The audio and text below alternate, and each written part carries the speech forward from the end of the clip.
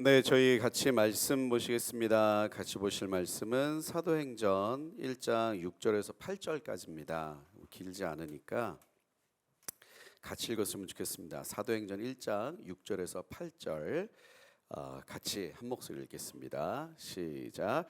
그들이 모였을 때 예수께 여쭈어 이르되 주께서 이스라엘 나라를 회복하심이 이때니까 아니 이르시되 때와 시기는 아버지께서 자기의 권한에 두셨으니 너희가 알 바 아니요 오직 성령이 너에게 임하시면 너희가 권능을 받고 예루살렘과 온 유대와 사마리아와 땅 끝까지 이르러 내 증인이 되리라 하시니라. 아멘. 제가 최근에 이 6절 말씀을 보면 주께서 이스라엘 나라를 회복하심이 이때니까 이 말씀을 가지고 되게 좀 뭐라 그럴까요? 저를 좀 돌아보는 어떤 시간들이 좀 있었습니다.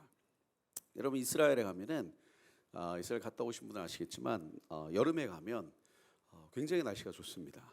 네, 정말 날씨가 좋아요. 이스라엘은 여름에 정말 은혜 아니면 하루도 쉽지 않습니다. 그 광야와 따뜻합니다. 그래서 근데 저는 그 날씨 너무 좋아요. 저는 한 20년 동안 그 여름에 한국에 거의 없었기 때문에 제가 한 20년 이상을 늘 여름이면 경험했던 날씨가 그런 날씨이기 때문에 그래서 이번에도 이스라엘 여름에 가니까 살아 있음을 느끼겠더라고. 너무 날씨가. 그러니까 이제 이스라엘 같은 데는 물이 귀하죠. 물이 귀합니다. 근데 물도 귀한데 물보다 진짜 귀한 게 뭐냐? 물에서 사는 먹을 거. 물에서 사는 먹을 게 뭐죠? 우리 가장 어린 친구한테 물에서 사는 먹을 게 뭘까요? 역시 물고기라고 텔레파시로 말씀해 주셨어요. 그러니까 이 유대인들에게는 그 예수님 시대에는 뭐 고기도 당연히 뭐 귀하지만 물고기 정말 귀합니다. 물고기. 근데 유대인들은 그 물고기를 먹을 때 이제 코셔라 그러죠. 율법이 있기 때문에 비늘이 없는 고기들은 먹으면 안 됩니다. 비늘 있는 걸 먹으면 안 되나? 없는 걸 먹으면 안 되나? 없는 걸 먹으면 헷갈렸어. 그러니까 참치 같은 거, 이거 먹으면 안 되죠. 제가 옛날에 이스라엘 있을 때 어느 교회에서 성지순례 팀이 오셔가지고 목사님 연락이 오셨어요. 차 한잔 하자고 그래서 만났더니 그 목사님 쭉 얘기하시다가 자기네 교회에서 한 몇 명이 왔는데 그 이스라엘은요 이제 흩어졌다가 모였기 때문에 각 나라에서 왔어요. 유럽에서도 오고 그래가지고 음식이 뭐가 특별한 게 없습니다. 이 말은 간단히 말하면 맛이 없다는 얘기예요. 그래서 참 맛이 없습니다. 이스라엘 음식. 그래가지고 이제 성지순례 팀이 와가지고 이렇게 다니다가 음식이 입에 안 맞고 하니까 이렇게 소문을 좀 듣고 먹을 걸 이게 좀 싸운 겁니다. 그래가지고 어떤 이제 어린 아이가 우리 앞에 있는 우리 동우나 또 이런 뭐 한 초등학교 1학년, 2학년 또래 아이들이 먹을 게 좀 힘드니까 아침에 엄마가 그 호텔에서 식사를 하다가 참치 캔을 뜯어가지고 참치 캔을 고추장 이렇게 버무려가지고 햇반과 이스라엘에서 고추장과 참치와 햇반은 거의 성령 충만에 가까운 역사가 나타나죠. 그래서 애한테 이걸 먹인 거예요. 그랬더니 애는 막 살아나고 죽어가도 내가 살아나고 거의 뭐 어마어마한 능력이 임하지 않습니까? 근데 그걸 웨이트학을 딱 보더니 나중에 와가지고 다 식사 끝난 다음에 그 접시를 바로 깨버렸어요. 왜? 참치를 담았으니까. 그만큼 뭐 안 그런 호텔도 있지만 그 자리에서 깨버렸어요. 어디 개만도 못한 이방인들이 와가지고 율법을 범하냐 뭐 이거지.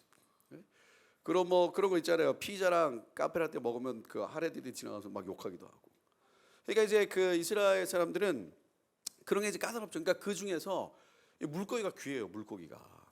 그러니까 이스라엘에서 물고기가 가장 많이 잡히는 곳이 갈릴리 아닙니까? 갈릴리. 그래서 갈릴리 출신들 어부들은 돈을 많이 벌었습니다. 왜냐하면 그 당시에 물고기가 귀했기 때문에 특별히 예루살렘에서 종교성이 뛰어난 사람들은 이 물고기가 귀한데 함부로 먹을 수 없거든요. 저 뭐 지중해 이런 데보다는 갈릴리에서 잡는 물고기. 그래서 많은 단기팀들이나 팀들이 갈릴리 가면 꼭 물어봐요. 저도 있을 때 많은 분들이 여쭤봤어요. 성사님 베드로 물고기가 뭐예요? 갈릴리에서 잡히는 게 다 베드로 물고기입니다. 그래가지고 그 갈릴리 근처 식당에 가면은 필러 피쉬라고 다 써 있어. 그 베드로 물고기라고 요리가 다 써 있는데 종류가 다 달라. 그러니까 거기서 잡히면 다 베드로 물고기라서 한 번씩 다 먹고 오고 또 약간 연세 드신 분들은 먹으면서 꼭 찬양 부르는 거 있어요. 갈릴리 혹시 아십니까?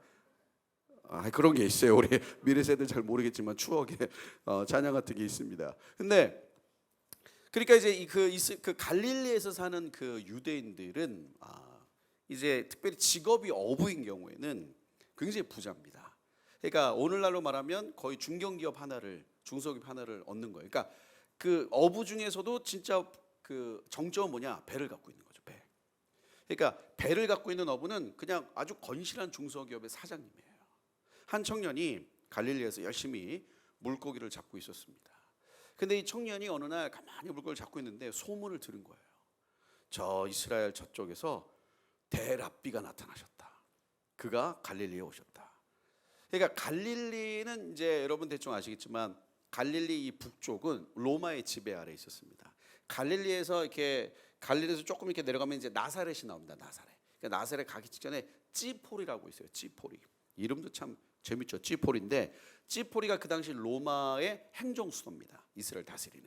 그래서 지금도 찌포리에 가면은 로마 시대 때 건물과 도로가 그대로 있어요. 짱짱해요. 네? 갔다 오신 분들 보신 분이 좀 짱짱합니다. 그러니까 이거는 뭐 잘 모르겠지만 그 찌포리 행정 수도에서 산을 이렇게 넘어가면 나사렛이에요. 그러니까 예수님 직업이 주로 뭐라고 우리가 많이 기억하십니까? 목수인데 이스라엘은 나무로 집을 짓지 않습니다. 나무로 뭘 만들지 않아요. 주로 뭘 만들죠? 돌로 만듭니다. 그래서 사실은 예수님은 목수라기보다는 석공에 가까운. 그래서 뭐 추정하기로는 그 찌포리 행정 수도가인데 예수님이 아버지 요셉하고 넘어와가지고 일을 하지 않았냐. 왜냐하면 역사적으로 보면은 나사렛에 있는 많은 그 석공들이 와가지고 그 도시를 이렇게 만든 거거든요. 그러니까 가끔 성지순례팀 그런 데 가면 예수님이 만드신 건물이에요 뭐 이러면서 또 감정이입하기도 하고 막 그럽니다. 그러니까 이제 그런데 그러니까 이 찌포리 위쪽의 갈릴리는 로마의 지배 아래에서 로마 군대가 주둔합니다. 그래서 여기는 히브리어가 그러니까 아람어 이런 언어보다는 주로 무슨 언어도 공용 언어로 썼겠어요? 헬라어를 많이 썼고. 그러니까 거기에 보세요. 어렸을 때부터 거기서 태어난 아이들은 로마식 헬라식 교육을 받습니까 안 받습니까? 받죠. 헬라어도 배우고. 그런데 유대인이기 때문에 유대인의 전통. 오늘날처럼 뭐 수능을 봅니까? 무슨 뭐 수학을 합니까?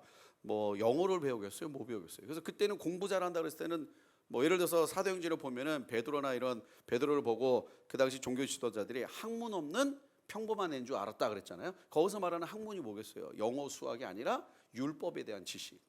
그러니까 어렸을 때부터 율법 교육을 받고 그 율법 교육을 가르치는 사람을 바리새인이라고 합니다. 그 바리새인 교사들이 가르쳐. 그러니까 이 갈릴리에 있는 사람들은 특별히 어부 출신들은 지분 부자인데 그 부자인데 다른 뭐 예루살렘이나 이런 동네 유대인들한테 인정을 못 받기 때문에 어렸을 때부터 인정받기 위해서 유대식 교육을 잘 시켰다고 기록에 남습니다. 그러니까 베드로가 사실은 어렸을 때부터 유대식 교육을 잘 받았다 못 받았다 맥락상 보면 잘 받았다고 생각할 수 있어요. 그럼 그 당시 유대인들 중에서 최고의 명예는 뭐냐? 그 랍비한테 부름받는 거야. 왜? 거기서 최고는 종교니까. 근데 그 랍비들이 그 당시는 뭐냐면 이렇게 그 이스라엘을 쫙 돌아다니다가 제 마음에 드네라고 불러요. 그럼 너 나를 따르라. 그러면 그 랍비의 제자가 돼가지고 그때부터 새로운 출세길을 가는 겁니다. 여러분 돈이 셉니까? 정치가 셉니까? 네, 우리 여기 다 젊어가지고 별로 관심이 없어가지고 잘 모르겠지만 그러니까 돈은 그러니까 보세요. 예를 들어서 어떤 뭐 기업의 회장님이나 이런 분들은 다는 아니지만 돈을 아무리 많이 가져도 가질 수 없는 게 명예입니다. 어떤 그러니까 위치가 주는 권력이라는 게 있어요. 뭐 어떤 뭐 정치인 같은 거. 그러니까 이렇게 일확천금으로 돈 벌었던 많은 분들이 사실은 거기 머물기도 하지만 정치계로 나가기도 하고 어떤 뭐 그걸 권력을 탐하니까. 그러니까 사실 그때는 어부들이지만 뭔가 여기서 돈을 많이 벌어도 같은 이스라엘 사람들에게 큰 인정을 받지 못했기 때문에 무슨 말씀인지 아시겠죠? 근데 랍비한테 부름받으면 둘 다 갖는 거야. 아버지 빵빵해. 근데 자기는 인정받는 랍비의 제자가 되는 이런 맥락 속에 있는데 갈릴리에 그 랍비가 나타났던 소문을 들은 겁니다. 근데 그 랍비는 또 보통 랍비가 아니야. 보니까 왜? 능력이 있어. 그 당시 랍비들도 어떤 지식도 있지만 능력을 행하는 랍비는 어마어마한 랍비입니다. 그래서 그 당시 유대인들은 어떤 생각했냐면은 메시아가 4가지 기적을 일으킨다 그랬어요. 눈먼 자를 뜨게 하고 앉은 뱅이를 일으키고 죽은 자를 살리고 또 뭐더라? 몇 가지 능력을 행하는데 예수님이 4가지 다 하셨거든요. 그러니까 그 당시 사람들은 당신 메시아입니까? 막 이렇게 질문도 하고. 근데 어느 날 그 청년이 열심히 그물을 잡고 있는데 소문으로만 듣던 그 랍비가 자기에게 오는 겁니다. 그럼 뭐라 그래요? 그놈을 버려두고 나를 따르라. 그때 베드로는 주님이시구나, 메시아구나 이런 게 아니라 아싸 출세길이 왔구나. 이제 나는 단순히 여기서 물고. 여러분 그 당시 베드로는요 성공한 사업가입니다. 배가 몇 척 있었어요? 2척이에요. 회사가 두 개가 있는 겁니다. 돈을 진짜 많이. 그리고 베드로는 어떤 뭐라 그럴까 좀 수완도 있었던 것 같아요. 왜냐하면 성격이 베드로가 이렇게 오늘날로 말하면 MBTI 중에 I가 아니고 약간 E 아니겠어요? 상당한 E, 레디컬한 E였을 것 같아. 왜냐면 막 칼 뽑아가지고 막 귀 잘라버리고. 그러니까 뭔가 이렇게 말도 어마어마하잖아. 이 베드로는 글보다 말이 좀 강하고. 그러니까 할 말 많지만 베드로 전서 몇 개 안 쓰고 맨날 말만 하고. 그러니까 막 사업성 하니까 사실은 배도 두 척이나 얻었고, 물론 아버지가 부자라서 베드로도 부자냐 이건 잘 모르겠지만 어찌 됐든 수완도 좋았어요. 그리고 그 당시에 뭐가 있었냐면은 여러분 이제 이스라엘 같은 데 가시면 갈릴리 가면은 제일 먼저 가는 그 장소 중에 하나가 가버나움입니다. 그 갈릴리 북쪽에 있는데 그 가버나움 가면은 거의 예수님 시대부터 있었다고 보는 회당이 아직 있어요. 그러니까 그 돌이 2000년 된 거예요. 2000년 된 거. 근데 그 회당 바로 옆에 뭐가 있냐? 베드로 장모집이라고 추정하는, 추정이에요. 확실하진 않습니다. 저도 거기서 약간 기도해봤어요. 주님, 이게 정말 베드로 장모집 맞습니까? 아무 감동이 없었어요. 그래서 확인된 바는 없지만 뭐 그렇다고 정확한 문헌이 있는 것도 아니야. 그냥 베드로 장모라고 다 믿어. 그런데 그 옆에 베드로 장모라고, 장모님 집이라고 하는 집이 있습니다. 근데 사실은 이게 문헌을 보면 베드로 장모님의 집이 아니라 베드로의 집이다라고 생각합니다. 왜냐하면 그 당시 그 갈릴리에서 물고기를 잡을 수 있는 권한을 가진 사람은 북쪽에 사는 사람들이에요. 로마의 그 행정구역 안에 있는 사람만 그 물고기를 잡을 수 있는 어업권을 받을 수 있어요. 근데 물고기를 잡았는데 오늘날처럼 냉장고 있습니까? 냉장고 없죠. 그 물고기 팔아먹어야 되잖아. 그래서 이 물고기를 팔려면 어떻게 해야 돼요? 오랫동안 보존해야 돼. 그걸 뭐라 그래요? 염한다 그러죠. 소금에 절여. 그래서 갈릴리 동남쪽에 가면은 그 소금에 절이는 공장 흔적이 아직 남아 있습니다. 그래서 그 공장 주인이 성경에는 막달라 마리아라고 추정해서 거기 가면 마리아의 집이라고 이렇게 있어요. 그리고 그 호숫가 앞에 되게 멋진 교회도 있고. 근데 어쨌든 그런 공장, 그러니까 대부분 물고기 밑에서 잡아가지고 염 공장에 넣어야 되는 거예요. 그러면은 남쪽에 있는 사람들은 물고기 그 권한이 없기 때문에 북쪽에다가 주소지를 넣고 어업했다고 하는 기록이 있습니다. 그러니까 그때나 지금이나 주소지 옮겨가지고 좋은 거 하려는 그 잔머리는 한 2000년 이상 지속된 거예요. 그런 거 있죠. 뭐 지금 많이 없어졌지만 제가 옛날에 제가 그 중고등학교 때 그런 거 많았거든요. 엄마 아빠가 주소지 옮겨가지고 애들 좋은 학교 보내고, 네? 학군 보내고. 옛날에 저희 때는 파락군이라는 게 있었습니다. 못 들어보셨죠? 그 역사책에 나올 거예요. 하도 오래돼가지고. 파락군이라고 저 강남 어디가 주소가 글로 되면은 글로 이제 학교 배정받는다. 그래가지고 주소지 옮겨놓고 뭐 좀 부자인 사람은 집을 하나 해놓고 또 뭐 저 동네 뭐 딴 데 살고 뭐 이런 거 많았단 말이에요. 그러니까 베드로가 그렇게 해가지고 그 큰 사업을 이제 두 채 가졌다라고 봐요. 그러니까 베드로는 나름 어떤 상황이었냐? 성공한 거지. 기업도 두 개나 있어. 우리 여기 현장에 오신 분들은 돈이 좀 있으십니까? 없으실 것 같아요, 그렇죠? 네, 일단 외모도 그걸 입증하고 그리고 또 뭐 돈이 많으면 요즘 같은 시대에 쉽지 않죠. 그러니까 베드로는 사실 돈도 많았어.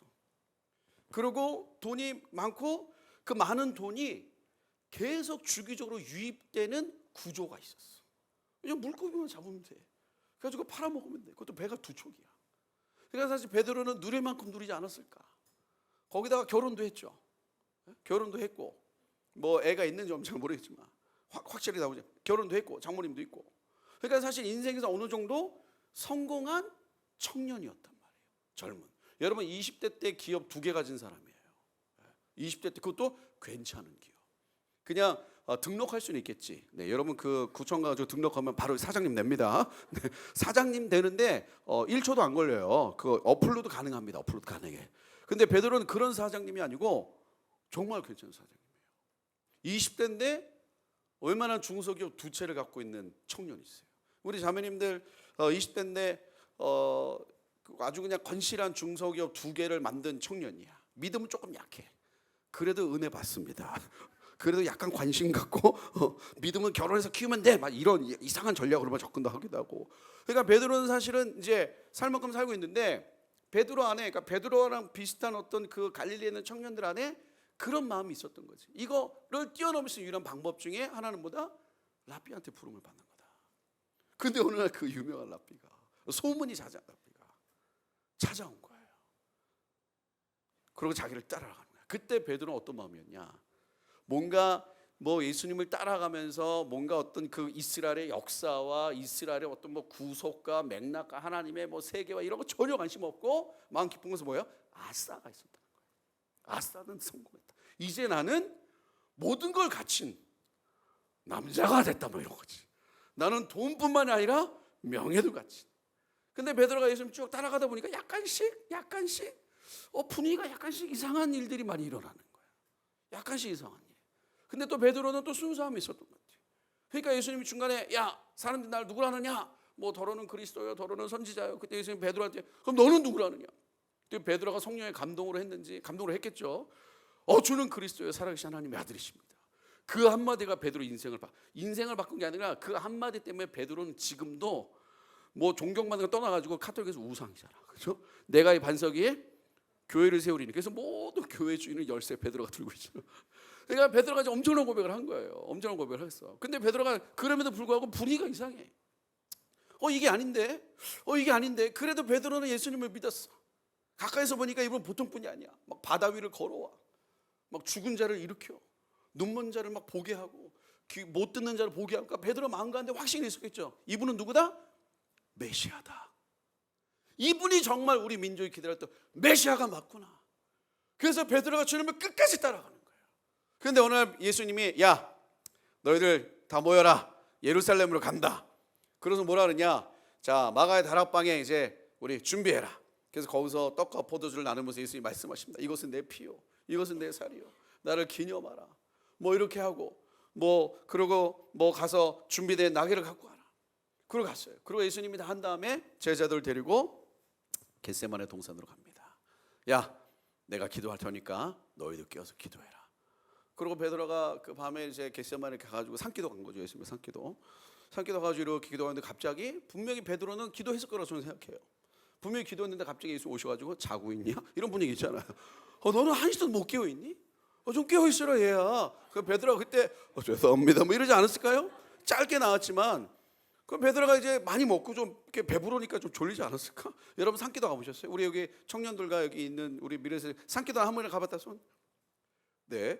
산기도 나중에 안 가보신 분들은 요청해서 산기도 한번 가보세요. 왜냐하면 저는 옛날에 그 초신자 때 몰랐는데 성경 읽다가 베드로가 정말 대단하다고 느꼈어요. 산기도 가잖아요. 잘 수가 없어. 이건 산기도에서 잔다는 거는 보통 분이 아니거든요. 정말 어마어마한 담력이 있든지 아니면 좀 아무 생각이 없든지. 그러니까 베드로는 엄청난 리더십이 있던 사람이 맞아. 왜? 산기도 가서 잤어. 잠이 오나 거기서? 특별히 한국 교회는요, 옛날에는 산기도 가면 무덤에서 됐으니까 무덤 앞에서 막 기도하고 어마어마했어요. 진짜 무덤부가 무덤사이에서 기도하고. 왜냐면 무덤과 무덤 사이가 진짜 따뜻하대요. 저는 안 해봤는데 새벽에 그러니까 자연산 이렇게 아웃도어 같은 게 있어. 그래가지고 이렇게 하고 베드로 잤어. 그 얼마나 생각이 없겠냐고. 그래서 야 깨어있지 못하냐? 기도하겠습니다. 그리고 또 막 기도했는데 몇 마디 못했을 것 같아. 그때 뭐 주여 삼창이 있겠어요? 뭐라고 기도했을까? 어쩌고 기도하다가 또 와서 또 자고 있냐고. 그래서 깨어났습니다 하는데 갑자기 군사들이 찾아와가지고 막 와서 당신이 예수냐. 가만히 보니까 그 앞에 누가 있어요? 자기랑 같이 있었던 가룟 유다가 데려온 거예요. 그러더니 분위기가 이상해. 예수님 막 잡아가려고 그래. 여러분 머리가 빨리빨리 돌아가는 사람이 돈을 많이 벌까요? 머리가 이렇게 잘 안 돌아가는 사람이 돈을 많이 벌까요? 안 벌어봐서 잘 모르겠지만 그래도 머리가 이렇게 좀 돌아가시는 분들이 돈을 많이 법니다. 왜? 판을 읽어야 되잖아. 그러니까 베드로는 사실 수완이 좋았다는 건 빠른 거예요. 이게 상한 판단이 빨라. 딱 보니까 이거 각이 나와. 이거 예수님 잡혀가면 끝이야. 이거 큰일 났어. 근데 거기다가 베드로는 약간 담대함도 있어. 산기도 가서 자는 애야. 보통 담대함이 아니야. 그래가지고 칼을 뽑아가지고 귀를 잘라버렸어. 그러니까 베드로는 정말 다혈질이 맞는 것 같아요. 산기도 가서 잤는데 귀를 잘라버렸어. 이게 극과 극이야. 이게 감정의 폭이 굉장히 넓어가지고 이게 넓다기보다 거의 순간 터보 감정이 있어. 귀를 잘라버렸어. 그러더니 예수님이 잡혀가는 거야. 그래 베드로가 마음속에 그런 생각이 있지 않았을까요? 보면서 좀 이제 천사가 나오지 않을까? 예수님 기적을 행하지 않을까? 예수님이 메시아인데 메시아인데 잡혀가면 안 되잖아. 근데 그 베드로가 당연히 메시아라고 믿고 여기까지 왔는데 그리고 자기 인생에 마음 깊은 것에 뭐가 있었겠어요? 이제 나는 성공이다. 왜? 나는 돈 많은 사람뿐만 아니라 명예도 갖는다. 그 이스라엘의 새로운 지도자 그룹이 될 것이다라는 무언의 마음이 있지 않았을까요? 그러고 갔는데 그거를 바라보고 갔는데 예수님 잡혀가시네. 베드로가 왜 따라갔을까요? 뭔가 예수님이 기적을 행하지 않을까? 반전을 일으키지 않을까? 그래서 베드로가 막 따라가는 거야. 어떻게 따라갔는지, 뭐 터벅터벅 따라갔는지, 아니면 뭐 이러고 따라갔는지 모르지만 따라갔어. 그리고 예수님 막 보고 있는데 갑자기 옆에 있는 너 예수님 제자 아니야? 근데 베드로가 뭐야, 장난하냐? 내가 예수님 제자? 널 저주하리라! 막 이러잖아, 이렇게. 나 예수님 제자 아니라고. 아닌데 너 예수님과 같이 있는 거 내가 본 거 같은데. 큰일 날 소리. 내가 왜 예수님 제자냐고. 너 누구야 너는?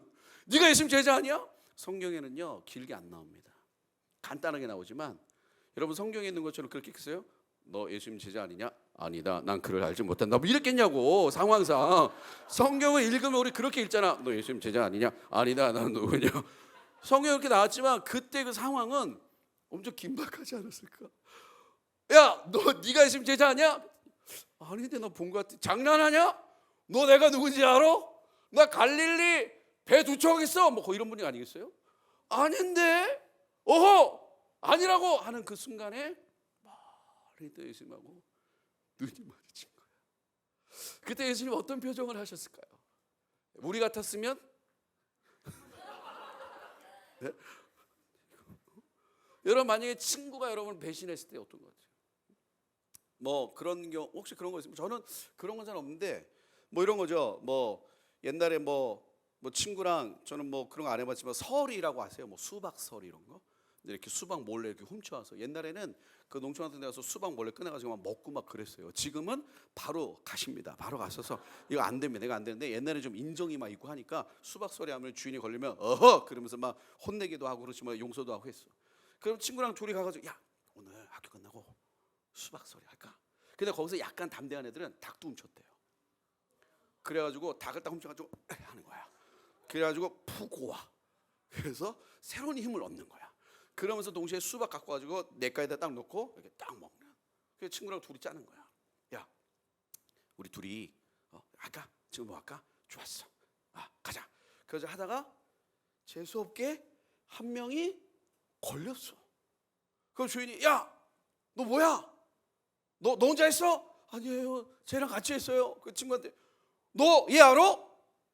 누구지? 그래서 야, 너 그럴 수 있어? 너 내 친구. 너 왜 그래? 누구세요? 야, 영팔아. 그랬더니 나 영팔이 아닌데요. 이런 분위기 아니에요? 그러면 부인할 때 친구가 뭐라 그랬어? 거의 이런 분위기지.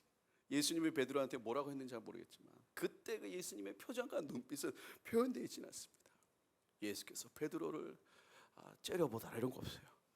예수께서 베드로를 지그시 바라보니 베드로가 눈이 딱 마주쳤어. 그때 베드로 마음에 어마어마한 감정이 올라오는 거죠. 예수님 말씀하셨잖아. 네가 닭이 울기 세 번 울기 전에 나를 부인하리라. 여러분들 이것도 뭐 이렇게 뭐 배경이 있지만 닭이 울었다고 하는데 그 당시 예루살렘은 닭이 없습니다. 닭이 없어요. 닭이. 그러니까 닭은 유대인들이 그 당시 어떤 그 율법적으로 취급하지 않는 동물이기 때문에 답이 없어. 그래서 이게 아직은 뭐 정확히 모르지만 이 닭이 운다는 이 닭이 히브리어로 이 나팔 소리랑 비슷한 어원이 있어요. 그래서 이게 번역이 될 때 닭이 운다 이렇게 번역이 됐다고 저도 배웠지만 뭐 잘은 모르겠어요. 네, 잘. 근데 닭은 없대. 그러니까 어쨌든 그 이스라엘의 어떤 기도 소리 알리는 나팔 소리 같은 거. 그러니까 이걸 들으면서 베드로가 어떤 마음이 있었겠냐. 그리고 다 숨었죠. 근데 어느 날 누가 찾아오는 겁니다. 얼마 있다가 며칠 있다가 예수님 무덤이 없어요. 베드로 장난하냐? 예수님 무덤이 없어요. 장난하냐? 그리고 얼마 후에 예수님이 제자들이 다 갈릴리로 돌아왔죠. 그래서 베드로가 다시 물고기 갔어. 그때 베드로 마음이 어땠을까요? 그래, 이게 내 인생이지. 내가 뭐 있나? 어차피 나는 물고기 잡고 뭐 배도 두 척 있고 그래 그냥 인생 이렇게 사는 거지. 내가 잘못 생각했지. 그러고 있는데 저기서 소문은 들었어. 예수님 부활하셨다. 근데 베드로가 에이 설마 말도 안 된다. 근데 저 멀리서 예수님 이제 부르시죠. 그래서 베드로가 뛰어갑니다. 그리고 부활하신 주님을 만나요. 베드로가 어떤 마음이 있었을까요? 어떤 변화가 있었을까? 베드로는 어떤 변화가 있었을까? 엄청난 변화하지 않았을까요? 여러분 예수님 부활하셨습니다. 믿으세요? 보신 적 있습니까? 아멘이 확 줄었어. 그러니까 예수님 뭐라고 하느냐? 보지 않고 믿는 자는 복되도다. 대단한 거지. 보지도 않고 믿었어. 근데 예수님 부활하신 주님을 봤어. 그거는 어떤 마음이었을까 베드로가. 부활하신 주님을 봤을 때 그 감격과 엄청나지 않았습니까? 그러고 나서 이 긴 잠깐 간단히 설명한 이 맥락 끝에 이제 베드로 인생에서 주님을 마지막 보는 장면이 오늘 본문이잖아요. 근데 그때 예수님께 뭐라 그러냐? 이스라엘 나라를 회복함이 이때니까.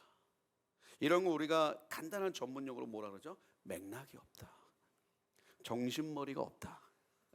아직도 덜 맞았다 뭐 이런 분위기.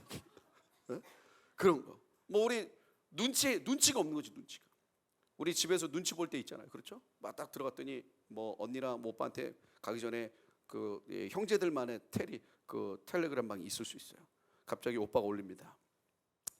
조심히 하라. 그분의 심기가 심상치 않다. 조심히 들어와라. 그리고 내가 먼저 들어오니 조용히 방으로 들어가라. 어머니 건드리지 말아라. 분위기 안 좋다. 근데 보통 그 첫째가 있고 둘째가 있고 막내가 있으면 누가 제일 눈치가 없어요? 막내가 눈치가 없습니다. 들어올 때 특별히 오늘 어머니가 특별히 꽂히신 게 있다. 빨래다. 빨래 정확히 세탁기에 넣어라. 이거 안 된다. 이거 안 된다. 이거 뭐 이렇게 다른 데로 갔다간 큰일이다.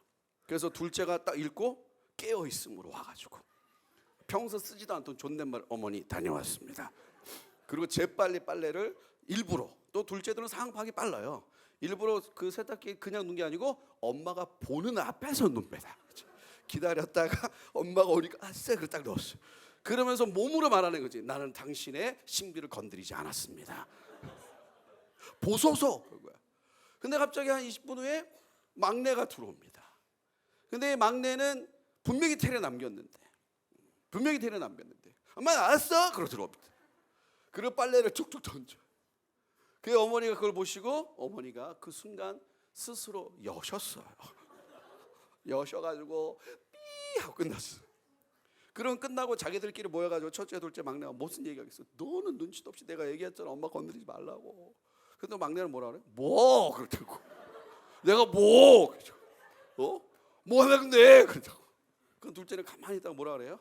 그냥 꼬집. 저희 집 얘기 아닙니다. 저희 집 얘기 아니에요. 우리 막내는 그렇지 않아요. 우리 막내는 얼마나 첫째 같은지 어머니 저 왔습니다. 네. 그리고 저희 막내는 꼬박꼬박 저에게 존댓말을 써요. 일주일에 한두 번 정도만 쓰십니다. 이렇게.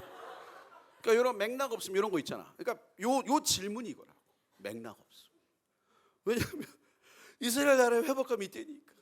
여러분 이게 이스라엘 나라를 회복하심 이 안에 어마어마한 내용이 있는 거예요. 여러분 인간은 죄인입니다. 그렇죠? 죄인은 철저하게 이기적이에요. 죄인이 절대 못하는 게 뭐죠? 자기 희생 못합니다. 근데 죄인인데 자기 희생을 해. 그거는 자기 희생을 통한 더 큰 이익을 위한 자기 희생이야. 이런 거죠. 더 큰 이익을 위한. 죄인은 절대 이기적이기 때문에 자기 희생을 못합니다. 그래서 이 죄인들이 만든 세상의 정점에 뭐가 있느냐? 카르텔이라는 게 있어요. 여러분 카르텔 아십니까? 한국에서는 주로 뭐라 그러죠? 성공하려면 세 가지가 있어야 되죠. 세 가지 중에 하나 꼭 있어야 돼. 세 가지 다 있으면 엄청난 거고. 들어보셨어요? 학연, 지연, 혈연. 같은 학교 출신, 같은 지역 출신. 그러니까 지금은 많이 바뀌었지만 옛날에는 모르는 사람 만나면 고향이 어디세요? 저 어딘데요? 오, 거기 어디세요? 그럼 바로 형동생합니다. 그리고 무슨 뭐 실력이나 이런 게 중요하지 않아. 같은 동네 사람, 같은 학교 동문. 이게 너무 강해. 우리 학교 출신, 우리 학교 출신. 그래서 이 카르텔이 형성되면은 그 다음부터 뭐가 되냐? 사회악이 되죠. 왜? 사회에 존재하는 사람들을 위해서 뭔가 법이나 이런 시스템이 움직이는 것이 아니라 이 카르텔에는 소수의 이익의 집단을 위해서 움직이는 거예요. 제가 얼마 전에 뉴스 보면서 진짜 충격받은 게 있어요. 우리 최근에 올해 들어가지고 계속 말이 나온 게 이제 그런 거잖아요. 그 수능 그 변별력 높이는 문제 같은 거. 그걸 뭐라 그러더라? 킬러 문항 같은 거. 이게 꼭 굳이 있어야 되냐? 막 이런 문제가 계속 나왔잖아요. 그러면서 뭐 뒤에 뭐 학원 선생님들하고 이걸 팔아먹니 안 팔아먹니 이런 얘기 나오는데 최근에 학원 선생, 그러니까 학교에서 학원에다 문제를 팔았다고 스스로 고백한 선생님만 200명이 넘는데요. 진짜 팔았대. 그러니까 수능 문제를 팔지 않. 지금 고등학생들 다 난리 났습니다. 입틀 막 하고 난리 났어요 지금. 이 세상 뒤집어 엎어야 돼 거의 막 이런 분위기 지금. 그러니까 뭐냐면 선생님이 그렇다고 무슨 뭐 실력 없는 선생님도 아니겠죠. 왜? 그럼 정확히 모르는데 저도 뉴스 보니까 한 문제당 50만 원에서 100만 원씩 받았대요. 10문제 팔면 얼마야 이게? 그러면은 그 문제가 어디에 팔았냐? 모의고사에. 그 모의고사 출시하는 선생님이 학원에 판 거야.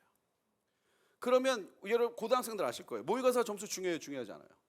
중요해요. 왜? 모의고사 점수를 대학 가는 게 아닌데 왜 중요해? 모의고사 점수를 기반으로 내가 미래를 설계하는 거잖아. 선생님이 앉아가지고 이게 부르는 거야. 하은아 와봐라. 그리고 하은아 선생님이 할 말이 있어. 뭔데요? 너 많이 부족해. 명대사야 이거. 이걸 알아들으신 분들은 저번 주 은혜의 자리에 계신 분이야 이게. 이걸 모르시는 분들은 증거된 영상이 있기 때문에 꼭 보시길 추천합니다. 너무 연기가 리얼하더라고 그분이. 너 많이 부족해. 저는 그분 너무 은혜 받았어요. 그리고 얼마 후에 갑자기 고무장갑 끼고 가지고 딸 어디야? 장난 아니더라고. 갔다 와. 선생님 공중에 있을 거야. 뭐 이게 와 저분은 타고나셨나? 왜냐면 사실은 제가 그 연극팀 그 처음 연습할 때 바로 옆에 있었거든요. 제가 바로 옆에서 사실 말씀 준비하려고 있다가 거의 대부분을 중보기도로 보냈어요. 야 저 큰일 났다 저거. 연극 한다는데 어떡하냐. 근데 제 기도 제목의 거의 70%가 그분이었어요. 그분이 연습할 때 보니까 그냥 책을 읽으시더라고. 그냥 너 많이 부족해. 근데 현장에서 가니까 그 영이 임하시더라고. 드라마의 영이 임하셨던지 뭐 너무 리얼하잖아. 너 많이 부족해 뭐 이게. 하은이 불러가지고 선생님이 나 너 많이 부족해 라고 하는 근거가 뭐야? 근거가 모의고사잖아. 그러니까 하은이가 고민을 했어. 주님 제가 어찌하오리까? 어떻게 하면 좋습니까? 그러다가 길을 지나가는데 우연히 학생 고등학생인가? 예. 학생 공부하기 힘들지? 예. 내가 새로운 길을 제시할게. 뭔데요? 라고 팜플렛을 딱 줬어. 보니까 모든 모의고사 문항을 예측해서 가르쳐주는 학원이야. 그러고 갔어. 그러면 모의고사를 냈던 그 선생님이 문제를 팔으면 그 선생님이 그 문제를 그대로 모의고사 내겠어요? 안 내겠어요? 안 내지. 그럼 뭐 어떻게 내요?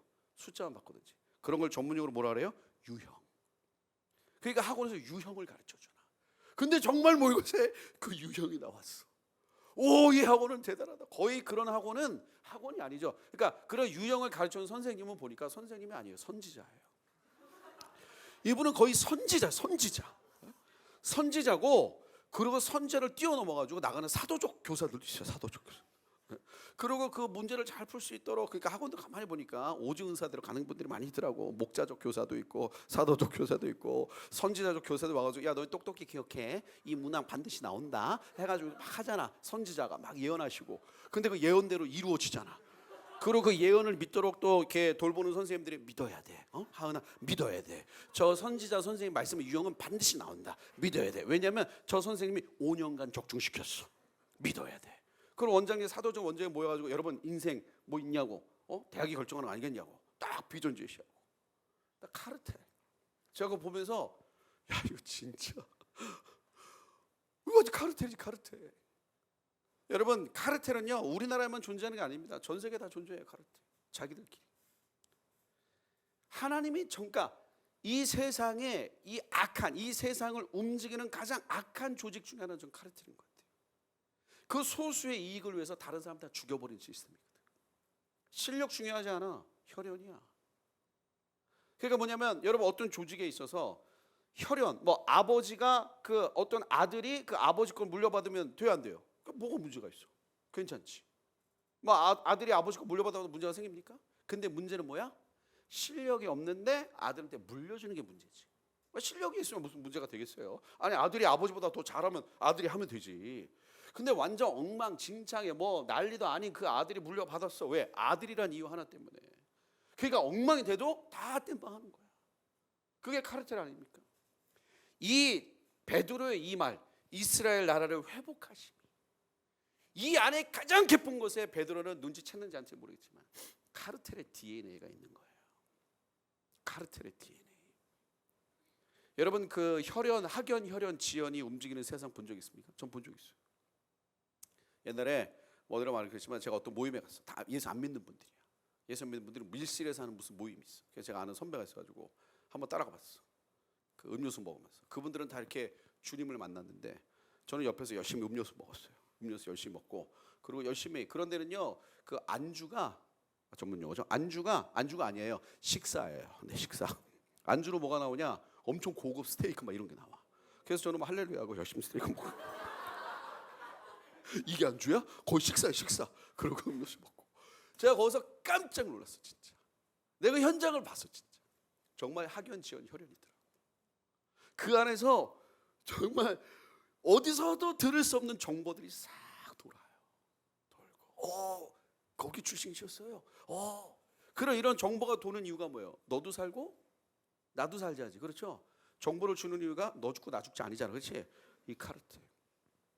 여러분 이 인간의 가장 깊은 이 죄인된 인간들이 모이면 카르텔이 만들어지는데 성경 그러니까 기독교 역사를 전체로 보면 교회사도 그런 게 있습니다.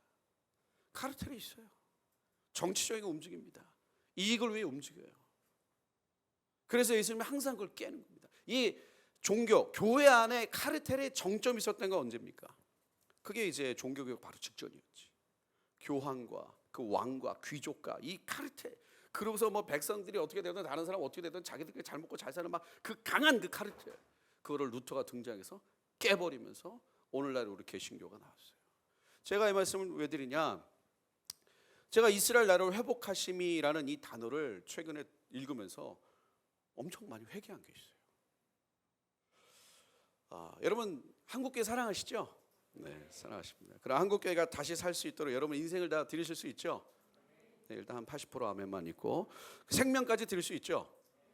아멘. 그래서 저도 정말 한국교회가 살기를 원했어요. 그리고 저는 한국교회가 부흥하기를 누구보다 소망하는 마음으로 살고자 했습니다. 그리고 정말 특별히 한국교회 미래 세대들과 청년들과 아이들이 일어나는 것에 내 마음을 드리고 삶을 드린다 이런 마음으로 왔어요. 그런데 어느 날 제가 이걸 너무 많이 회개한 게 있어요. 딱 이 베드로나 제자들이 물어봤던 이스라엘 나라를 회복하심이라는 이 동기와 이 동기랑 똑같다라고 할 수 없지만 맥락이 없었어요. 맥락이. 여러분 2000년의 역사를 보면은 교회가 망하기 직전까지 갔던 적이 있습니다. 그 대표적인 사건이 500년 전 종교개혁 전이죠. 종교개혁이 일어나지 않았으면 어떻게 됐을까요? 네, 끔찍했죠. 끔찍했어. 그럼 우리 뭐 종교개혁이 일어나지 않았으면 지금도 면벌부 사야 되고, 지금도 뭐 교황님 뭐 난리치고 막 그러고 있을 거라. 근데 어쨌든 우리 개신교는 우리 믿음의 선배들의 그 목숨과 피로 개신교라는 게 나왔어요. 그래서 이 개신교가 나오면서 종교개혁이 일어나면서 오직 말씀으로, 오직 믿음으로, 은혜로 이러면서 확 일어납니다. 근데 이 오직 말씀이 쫙 일어나다가 준비가 되니까 현대 선교의 아버지라고 하는 윌리엄 캐리가 등장하면서 유럽에 갇혀 있었던 복음이 나가기 시작합니다. 그러니까 뭐냐면 고이면 썩어요. 여러분 카르텔은 정지하는 순간 생깁니다. 그러니까 하나님의 역사는 머물지만 가는 거잖아. 뭐 이거 굳이 뭐 말 안 해도 하나님의 역사는 재림을 향해서 갑니다. 그런데 재림을 향해서 움직이지 않는 교회는 시간이 지나면 안 그런 교회가 있지 않을까요? 근데 시간이 지나면 이 상황상 재림을 향해서 움직이지 않으면 썩어갈 수밖에 없는 거예요. 이게 길게. 그러니까 천년의 썩음을 500년 전에 깬 거죠. 500년 전에 깬 거라. 그러다가 이제 우리 뭐 몇 번 얘기해서 아시겠지만 그래도 많은 분들을 위해서 1910년도에 스코틀랜드에서 이 에딘버러 선교대회가 열렸습니다. 이때 선교대회는 어떤 마음으로 모였냐?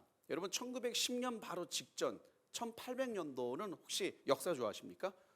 안 좋아하시는 얼굴인데 그 1800년도는 이제 어떤 상황이 있었습니까? 그리고 제국의 확장, 막 이런 여러 가지들이 있었어요. 그러면서 옛날에 선교사님들은 예를 들어서 그 1910년도에 에딘버러 선교대회에 모였던 선교사님들이 대부분이 백인이었단 말이에요. 외국인이었어요. 그 선교사님들이 그 서구권 사람들이지. 그 서구권 분들이 선교로 갈 때 어떤 뭐 제국의 어떤 힘과 가치 같은 케이스가 많았습니까? 적었습니까? 많았죠. 그러면서 뭐 정확한 건 제가 뭐 판단이 그렇지만 그때 각 교단별로 또 여러 가지가 경쟁과 과열, 누가 더 많은 교회 세우나 이런 약간 경쟁과 과열의 분위기들이 좀 있었다 이렇게 말합니다. 그래서 1910년대에 이걸 이끌었던 사람이 누구냐? 존 모트라는 이 지도자는 1800년도에 미국에서 있었던 SVN 학생자원 선교운동을 이끌었던 청년 지도자였어요.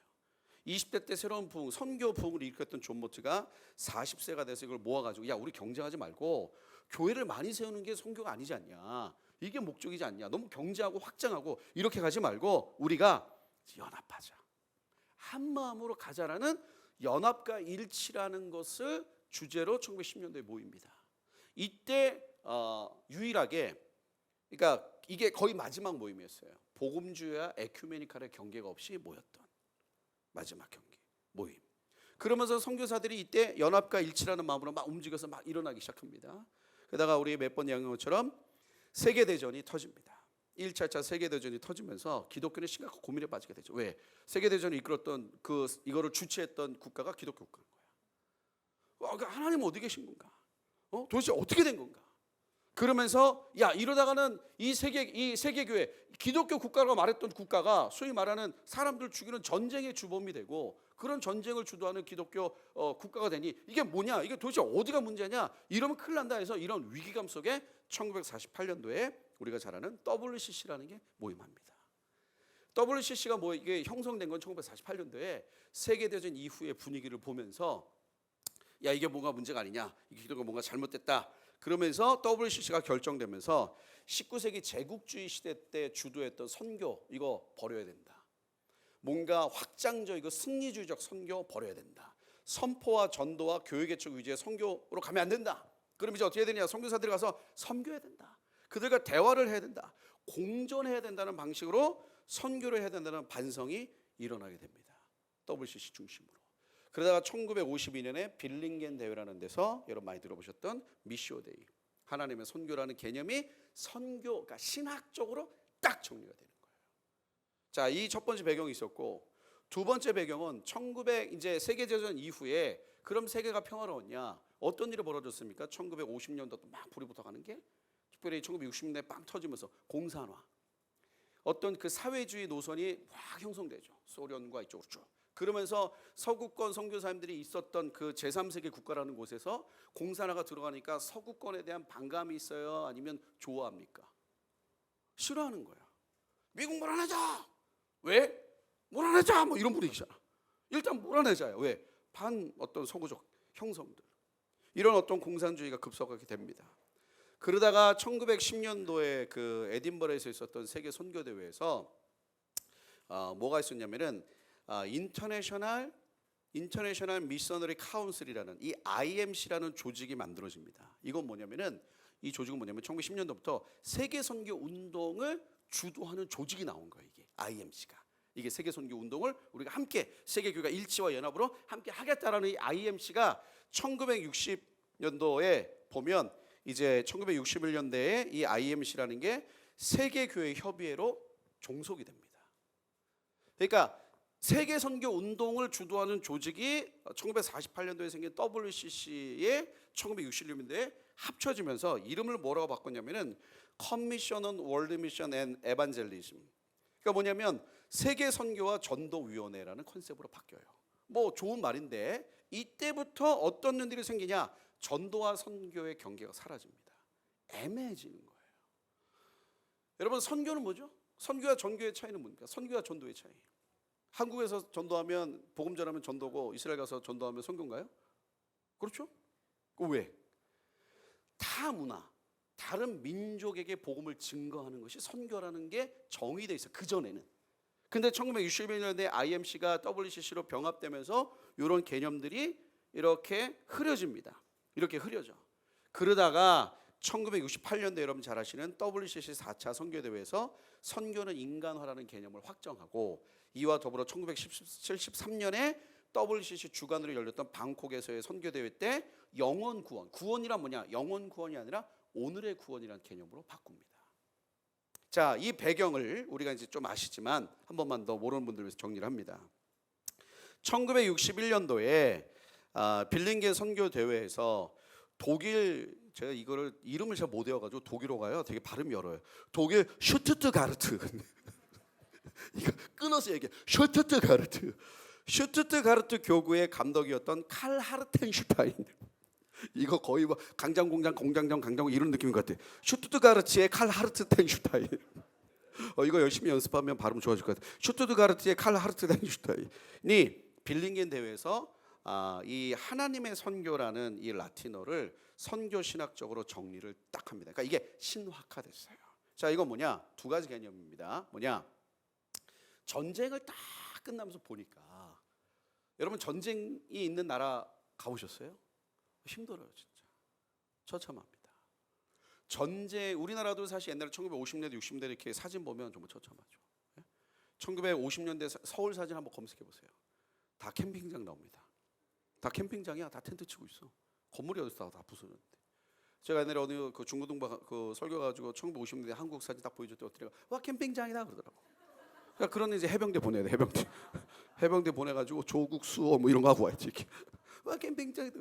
진짜 어려웠어요. 먹을 게 뭐 있습니까? 그리고 정말 많은 그 전쟁 고아들이 있었고. 그러니까 교회들이 그걸 보면서 세계가 뭔가라는 이 도대체 하나님이 살아계시다면 이렇게 처참한 일이 있나라는 어떤 그런 고민과 관심 속에 요게 정리되어 온 건데 문제는 뭐냐면 방향이 좀 잘못된 거다. 뭐라 그랬냐? 하나님의 선교 미션은 뭐냐?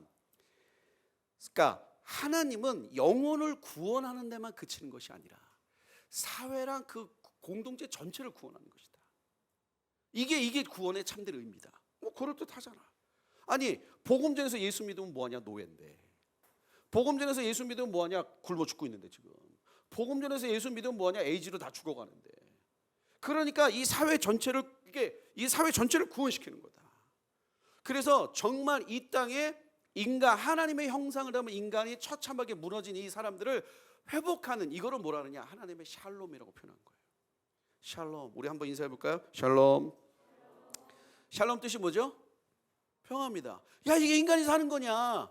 샬롬. 하나님의 샬롬이 이 나라와 민족에 임하는 거. 그리고 그 임하는 게 뭐냐? 뭐 이렇게 무너져가는 또 이렇게 변질돼가는 환경도 개발시켜주고. 여러분 그 인도 같은 데 가잖아요. 물이 정말 할렐루야입니다. 저는 인도 갈 때 항상 정로왕 갖고 다녀요. 정로와 간사님이 아니고 정로왕을 갖고 다닙니다. 그래서 가기 전에 먹고 가서 먹고 올 때 먹고. 왜냐하면 인도는 100% 배탈납니다. 물이 정말 더러워요. 제가 한번 인도 그 시골에 그 갔다가 또 선교사님 지나서 선교사님이 선교사님이 짜이 한잔 하고 가시죠. 인도 사람들은 하루에 5번씩 짜이 먹거든요.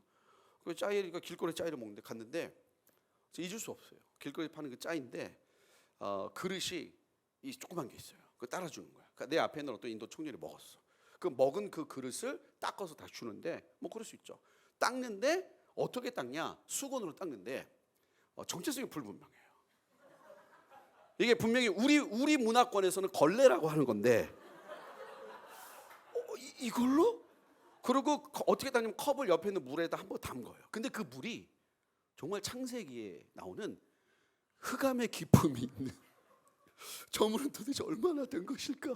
그것도 담궈 이렇게 담궈. 그리고 흔들어가지고 그걸로 닦아요 이렇게. 그리고 따라주는 거예요. 그런데 성도사님은 뭐 잘 마시고 늘 익숙하시니까 저도 뭐 열심히 마셨어요. 마태복음 28장 생각하면서 무슨 독을 먹어도 죽지 아니라 막 이러면서. 그러니까 뭐냐면 그 막 환경적으로 막 파괴되고 물이 진짜 더러워요. 그러니까 아니 복음 전환 뭐냐 이게. 이 물도 깨끗하게 해줘야 되고 이래야 되는 거 아니야. 이게 전체가 좋아지는 게 구원이다. 이게 1973년도에 방콕에서 Salvation Today 오늘의 구원. 영혼 구원이 아니라 사회 전체를 회복하고 사회 전체를 이끌어가고 사회 전체를 좋은 하나님의 샬롬 평안하게 만드는 게 이게 선교고 교회는 거기에 적극 동참해야 된다. 왜? 하나님이 그걸 주도하시기 때문에 교회가 선교를 하는 게 아니라 하나님이 선교를 하기 때문에 교회는 거기에 동참해야 된다. 이게 그럴듯하지만 교회가 사라지는 거예요. 그리고 그러면서 1973년에 뭐냐? 영혼 구원이 아니라 하나님이 정말 기뻐하는 건 Salvation Today. 이 종합, 이 완벽하게 이 사회를 구원하는 것이다. 근데 서구 선교사들 봐라. 너희가 한 게 뭐냐? 제국주의처럼 하고 뭔가 확장적이고 이거 다 잘못됐다고. 73년도에 모라토리움이라고 경제적으로 파산을 뜻합니다. 이걸 선언했어요. 파송된 모든 선교사들 철수시켜야 된다. 그리고 선교사 파송하지 말자. 왜? 선교 하나님이 하시는 거다. 인간이 하려고 애써서 가니까 다 이 지경 된 거 아니냐. 이게 뭐냐 이게. 제국주의가 선교한다고 갔다가 왜 사람들 더 어렵게 만드냐. 다 철수 보내지 마. 왜? 하나님이 하시기 때문에. 이게 미시오대의 큰 맥락이에요. 그러니까 여기에 들어가면 결국 선교 안 합니다. 이런 시대적 배경 속에 이걸 보면서 몇 명이 뭐라고 느낀 거예요? 이거 아니잖아. 그래서 1974년도에 로잔 1차가 모인 겁니다. 진짜 로잔 1차는 생각하면 할수록 엄청난 대회가 맞아. 그래서 그때 로잔 1차 때 사람들이 다 끝나고 뭘 했어요? 이름도 너무 멋있잖아. 로잔 커버넌트. 언약을 맺었어. 이건 뭐예요? 그냥 우리 이렇게 하자는 게 아니라 약속을 맺었어. 우리는 예수 그리스도를 증거하는 것이 선교라는 것을 동의한다. 교회를 세우는 것을 우리는 우선시하는 것을 동의한다. 그래서 로잔 1차가 세워진 거예요. 그리고 1989년도에 2차 로잔 대회 때는 미전도 총주. 복음을 듣지 못한 민족으로, 왜냐? 1989년도 쭉 보니까 그때 루이스 부시나 이런 분들이 발표한 거 보니까 전 세계에 흩어져 있는 아직 복음을 듣지 못한 민족이 이만큼 있는데 파손된 선교사들 중에서 단 3%, 4%만 미전도 종족이 있는 거야. 90% 이상이 이미 복음화됐다라고 약간 그 단정할 수 있을 만한 곳에 다 가 있어. 그러면서 89년도에 뭐냐? 이거 재배치해야 된다. 복음이 증거되지 않는 미전도 종족으로 우선순위를 따라 선교사를 보내자고라 하는 이 운동이 89년도에 일어난 거죠. 그러면서 그러니까 1차 때, 2차 때 세계교회가 도약을 합니다. 세계선교로. 그다가 3차 2010년 케이프타운 로잔 대회 때 여러 가지 주제들이 나왔죠. 뭐 에이즈니 뭐니. 그리고 우리가 잘 아는, 여러분이 잘 아는 내년 2024년도에 로잔 4차가 서울에서 열립니다. 저희 공동체가 어떤 마음인지를 온라인으로 이게 나가잖아요. 그래서 오늘 이야기해야 되겠다 저 마음이 있어 얘기하는 거예요. 제가 로잔 4차를 보면서 얘기했냐? 사도행전 1장 8절 아까 나눴던 그 맥락과 비슷하게 가면 안 된다 이 마음이 있어요. 저는 어떤 마음이 있었냐? 로잔 4차가 이제 온다는 소식을 듣고 엄청나게 기도했습니다. 하나님, 우와, 로잔이 한국에 오다니. 물론 저처럼 감동받은 분들은 별로 없어요. 네, 로잔에 대해서 별로 이렇게 관심도 없는 분들이 대다수이기 때문에. 근데 저는 엄청나게 감동적이었어요. 이게 50년 만에 로잔이 한국에 오는구나. 이 유업이 있다. 그러면서 제가 엄청나게 기도한 게 있어요. 하나님, 로잔 4차를 계기로 한국교회가 부흥하게 하여 주옵소서. 로잔 4차를 계기로 청년들이 회복되고 청소년들이 살아나고 뭔가 로잔 4차를 준비하면서 한국교회가 부흥하게 하여 주옵소서라고 엄청나게 기도했는데 제가 최근에 이게 다 깨졌어요. 딱 1장 8절하고 똑같더라고. 1장 6절하고. 이스라엘 나라를 회복하신 믿으니까. 제자들은 끝까지 관심이 있었어. 이스라엘의 회복에. 이스라엘의 회복이 가장 중요한 주제였어요. 이들에게. 왜요? 메시아가 오셨으니까. 그들은 메시아, 하나님의 나라에 대한 개념이 아직도 없었던 거예요. 자기들의 믿음의 조상 아브라함과 했던 약속이 뭔데? 내가 너를 통해 모든 민족이 복을 받게 하리라.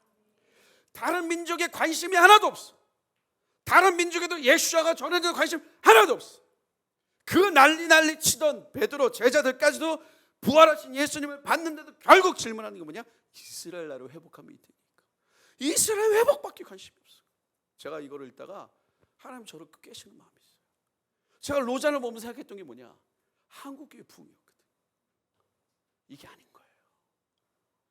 지금 이 로잔을 통해서 한국교회가 부흥하기를 원하는 분들이 온라인인데 이 로잔을 맡으면 저는 안 된다고 생각합니다. 로잔은 한국교회 부흥을 위해서 존재하면 안 돼요. 선교 완성을 위해 일어나야 됩니다. 설사 그게 겉으로 봤을 때 한국교회가 어려워지는 한이 있다도 그걸로 가야 됩니다.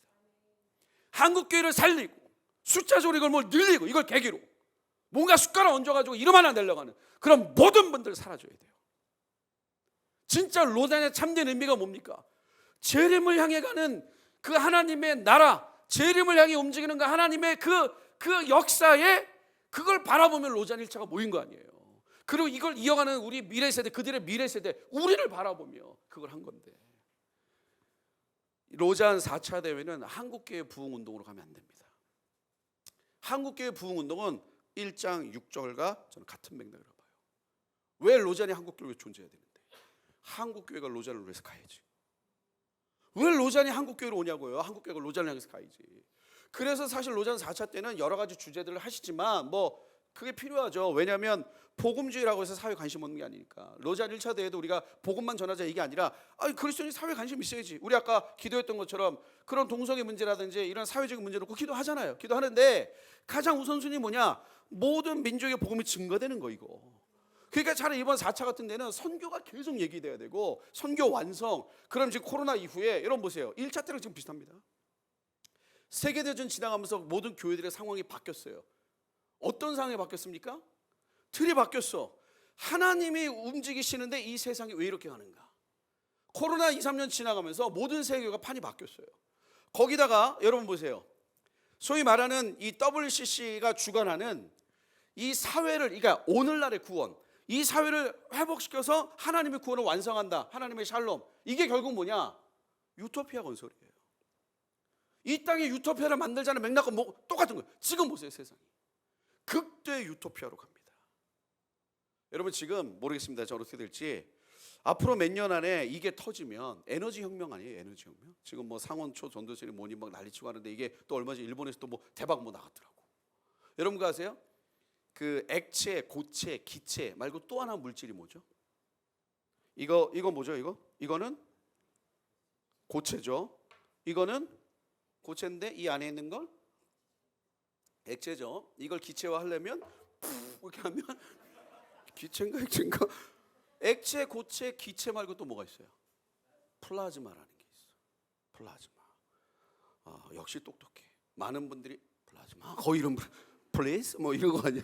플라즈마. 이게 액체도 아니고 고체도 아니고 기체도 아니고. 그러니까 이 플라즈마 형태의 뭔가를 일본이 뚫어가지고 막 엄청난 에너지 혁명이 일어나. 그러니까 에너지 혁명이라는 게 일어나면 인류 문명은 또 다른 차원으로 갑니다. 그럼 이걸 뭐라 그래요? 유토피아. 지금 1차 때랑 전 시대 상황은 비슷한 것 같아요. 지금 코로나 때문에 보세요 여러분. 이게 너무나 전통적이었던 개념이 전쟁 끝나면서 바뀐 거거든. 코로나 때 가장 우리의 전통을 깼던 것 중 하나가 뭐예요? 예배잖아. 꼭 모여야 돼? 네? 모이지 말라고 그냥 온라인으로 가면 안 돼? 메타버스로 가가지고 이렇게 하면 안 돼? 이거 그렇게 하면 안 되나? 뭐 이런 개념들부터 시작해가지고. 그런데 소위 우리가 사는 이 시대는 뭔가 세계는 뭐예요? 더 이 땅의 유토피아로 가는데 이걸 추구하는 교회들도 나옵니다. 그런 이런 과정에 하나님의 선교는 일차랑 똑같잖아. 소위 말하는 에큐메니칼 복음주의에서 복음주의, 소위 우리가 전통적으로 생각했던 복음주의 선교를 외치는 그룹이 극도로 떨어지고 있습니다. 젊은 층 사이에서. 어르신들이야 다 가지만 40세 미만 30대 20대 중에서 꼭 선교를 그렇게 해야 되냐고 지금. 아니 가서 이렇게 그 사람들 문화도 바꾸고 이것도 하면 안 되냐? 해야죠 했는데 그게 우선순위냐 이거 지금. 근데 내년 4차 로잔이 이런 식의 분위기를 타든지 아니면 이 4차 로잔을 계기로 한국교회 부흥을 위해서 로잔을 이용한다든지 로잔을 통해서 한국교회가 부흥하기만을 소망한다. 큰일이에요. 그래서 저희는 로잔은 부흥운동이 아니라 선교운동이라고 말하고 싶은 거예요. 한국교회를 위해서 로잔이 있는 것이 아니라 세계교회가 모여서 진지하게 대화해야지. 코로나 이후에 미국은 미래세대 선교 어떻게 되고 있느냐, 대가 이어가고 있느냐, 영국은 대가 있느냐, 한국은 어떠냐. 우리도 지금 진짜 웃기잖아요. 4차 로잔 하는데 청년 선교사는 1%도 안 되고. 그럼 사실 그거 하나 가지고 얘기해야 돼. 4차 때 우리 한국 사실은 20대도 1%도 안 돼요. 평균 연령 49.5세 50세예요 90% 이상이 40세 이상이고. 이거 어떻게 하냐. 그래서 사실은 로잔 4차 때는 울고 불고 하나님께 부르짖는 모임이 돼야 된다고 저는 봅니다. 뭔가 많은 섹션 가지고 막 기도하고 하지만 사실은 그냥 3일 금식하면서 계속 부르짖고 라고 한다고 얘기하면 또 엄청나게 저한테 뭐라 하겠죠. 이게 국제대회가 그러면 되겠냐고. 다 모여가지고 국제대회 시작하는 이제 목사님이 오늘부터 로잔이 시작됨을 선포합니다. 3일 며칠간 일단 3일 금식합니다. 밥 없습니다. 그렇게 계속 기도하고 이 정지됐던 세계 선교 운동을 뚫어내는 그 일들이 있어야 된다고 봅니다. 하나님의 나라를 이스라엘을 회복함이 이때니까 로잔을 부흥운동이라고 생각하면 똑같은 맥락이에요. 근데 예수님 뭐라 하셨어요? 권능이 너에게 임하시면 땅끝까지 증인이 된다. 개념을 확장시켰어요. 1장 8장 가지고 아직도 뭐 예루살렘 먼저 끝내고 유대 먼저 끝내고 아직도 뭐 이런 말을 하시는 분들은 할렐루야 그러시 말고 여러분 보세요. 그러면 이게 진짜 1장 8절이 땅 끝까지 가는 게 맞냐, 아니면 예루살렘 끝내고 사마리아 떠 이게 맞냐? 요 1장 8절의 내용을 현실적으로 적용해서 이루어진 역사가 뭐예요? 그게 사도행전이잖아. 그럼 사도행전 보면 뭐 예루살렘만 있어요? 사마리아 있어? 아니잖아. 바울은 계속 어딜 향해 가요? 땅 끝으로, 땅 끝으로, 땅 끝으로, 이방으로, 이방으로, 이방으로. 사도행전 나머지 얘기가 다 그 얘기인데, 13장부터 다 그 얘기인데, 근데 그 증거가 있는데도 1장 8절을 아직도 그렇게 얘기하려고. 말도 안 되는 얘기지. 우리는 1년 동안 이제 기도했으면 좋겠어요. 1년 남았는데 정말 로잔이 한국 교회를 왜 존재하지 않게 하여 주옵소서.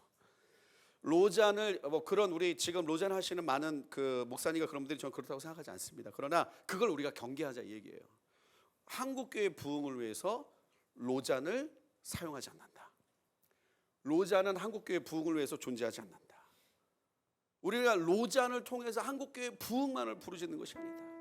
그러니까 모든 동기가 어떻게 하면 로잔을 통해서 무너진 한국교회를 일으키고 회복하고 이러면서 막판에 그러니까 우리 선교하자 이게 아니고 선교에 초점되는, 원래 1차 우리 믿음의 선배들이 커버넌트 언약했던 그거 기억하고 그거 바라보고 그렇게 일어나는, 설마 혹시나 그렇게 하다가 한국교회가 더 어려워지는 한이 있더라도 그거 잡아야 된다.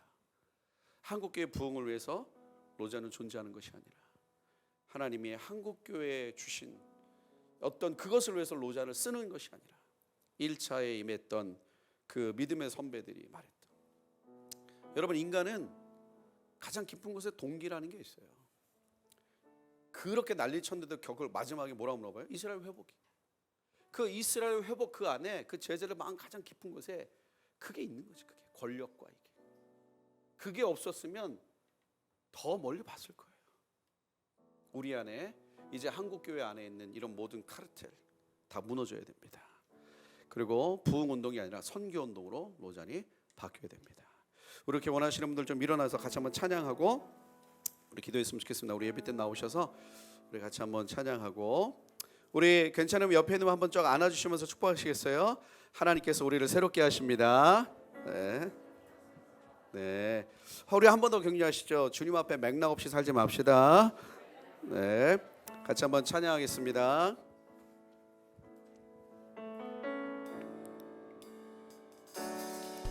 이곳에 임하신 하나님 나라 가난한 마음으로 바라보리라. 먼저 그 나라 득구하며 나의 삶들을 주님이 맡기신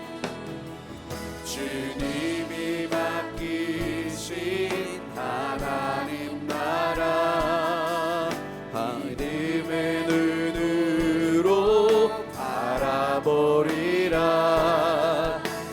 하늘의 뜻이 이 땅 가운데 완성된 그날까지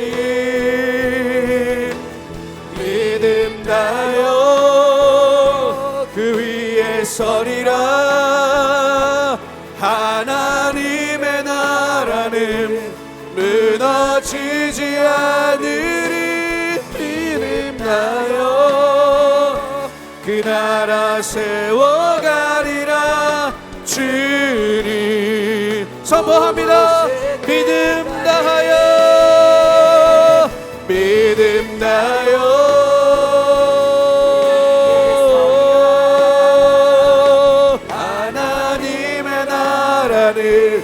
무너지지 않으리. 그 나라 세워가리라. 함께 고백하겠습니다. 이곳에 임하신 이곳에 임하신 하나님 가난한 마음으로 바라보리라. 아멘. 먼저 그 나라와 그 뜻구하며 나의 삶 드리리.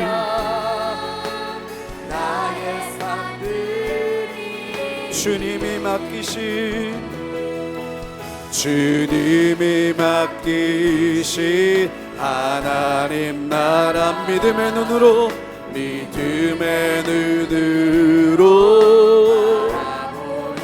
하늘의 뜻이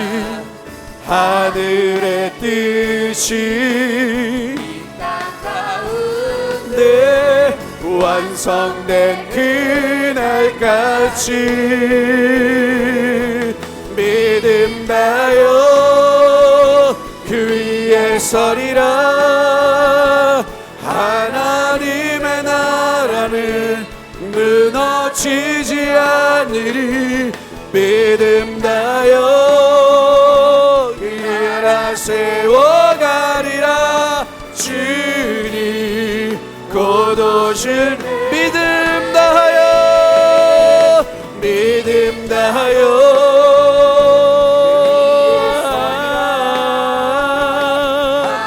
하나님의 나라는 무너지지 않으리.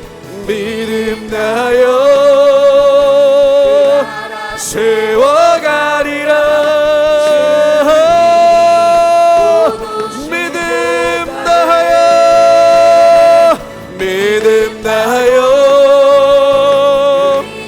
찬양합니다. 주의 나라가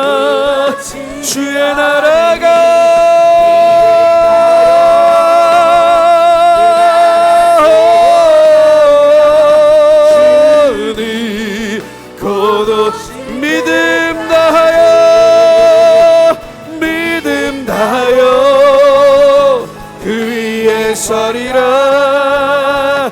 하나님의 나라를 무너지지 않으리.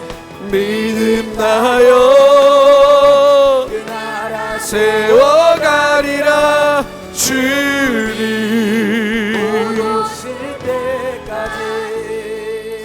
우리 한번 기도하겠습니다. 내년 우리 4차 로잔을 위해 한국교회가 감당하게 되는데 기도했으면 좋겠습니다. 제자들이 마지막에 주님께 물어봤어요. 이스라엘 나라를 회복하심이 되니까 그들은 아직도 이스라엘 회복에 관심이 있었습니다. 4차 로잔은 한국교회를 위한 대회가 아닙니다.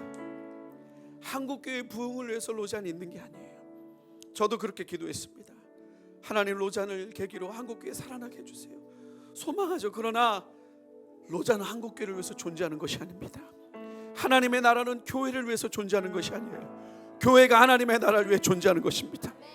지금 많은 곳에서 로잔을 놓고 기도할 때 로잔을 통해 한국교회가 부흥하기를 소망할 수 있죠. 그러나 거기서 끝나면 우리 망합니다. 그거 망합니다. 로잔은 철저하게 선교운동이에요. 부흥운동이 아닙니다. 그 역사에 그 어마어마한 어두웠던 시대에 우리의 선배들이 50년 전에 자신들의 다음 세대 미래 세대를 바라보며 로잔에 모여 외쳤던 그 커버넌트 언약은 예수 그리스도였어요. 재림이었습니다. 자기 나라와 민족의 부흥이 아니었어요. 이 시대의 사회적인 문제를 해결하고자 섬기지만 그게 목적이 아니었습니다. 모든 민족, 남아있는 민족에게 복음을 증거하는 그 주님의 마음, 그 세계 선교의 완성, 그 철저한 마음으로 움직였어요. 우리 좀 기도할 때 하나님 내년 로잔 4차 한국교회가 부흥운동으로 일어나는 것이 아니라 선교운동으로 일어나게 하여 주옵소서. 하나님 정말 로잔을 계기로 한국교회가 부흥하고 또 뭐 인원수가 늘고 이런 것이 아니라 1차의 정신을 기억하며 선교운동으로 일어나게 하여 주옵소서. 본질이 분명하여 주옵소서. 함께 기도하겠습니다. 주님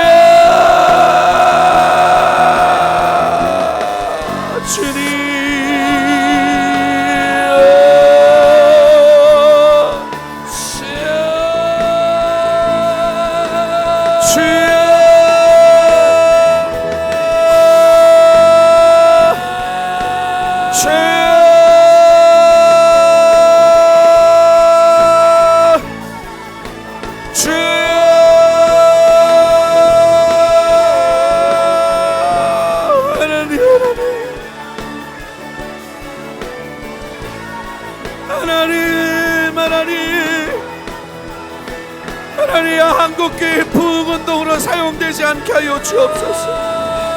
하나님의 나라의 완성, 우리 주님의 재림을 향해 로잔이 주님 그렇게 모이게 하여 주옵소서. 로잔을 계기로 단순히 한국교회 회개하고 단순히 한국교회 부흥하는 것에 머물지 않게 하여 주옵소서. 이스라엘의 회복만 관심 있었던 그 제자들처럼 되지 않게 하여 주옵소서. 하나님, 내년 4차 로잔 하나님 도와주십시오. 우리 한국교회가 한국교회를 위한 로잔으로 이거를 잡지 않게 하여 주옵소서. 1차 로잔이 말했던 언약, 그 언약을 기억하며 다시 모이기를 원합니다. 그 언약을 기억하며 다시 일어나기를 원합니다. 그 언약을 기억하며 다시 나아가기를 원합니다. 그 언약을 기억하며 다시 가기를 원합니다. 다시 가기를 원합니다. 다시 일어나기를 원합니다.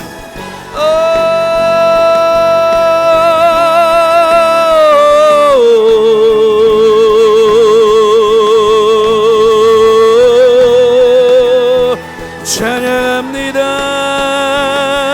나의 하나님,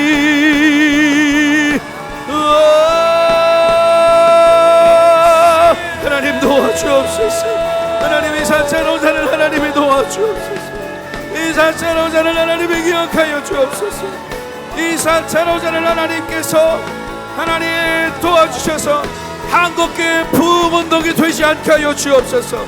선교운동이 되게 하여 주옵소서. 부흥운동이 아니라 선교운동이 되기를 원합니다. 하나님, 하나님 막아주세요. 하나님, 하나님 막아주세요. 하나님, 하나님 막아주세요. 하나님, 하나님 막아주세요. 하나님, 하나님 막아주세요. 하나님, 부흥운동이 아니라 선교운동이 될 수 있도록 부흥운동에 머물고자 하는 모든 걸 막아주세요. 주님 막아주세요. 주님 지켜주세요. 정말 하나님 온전한 선교운동이 되게 해주세요. 온전한 선교운동이 되게 해주세요. 하나님 도와주옵소서.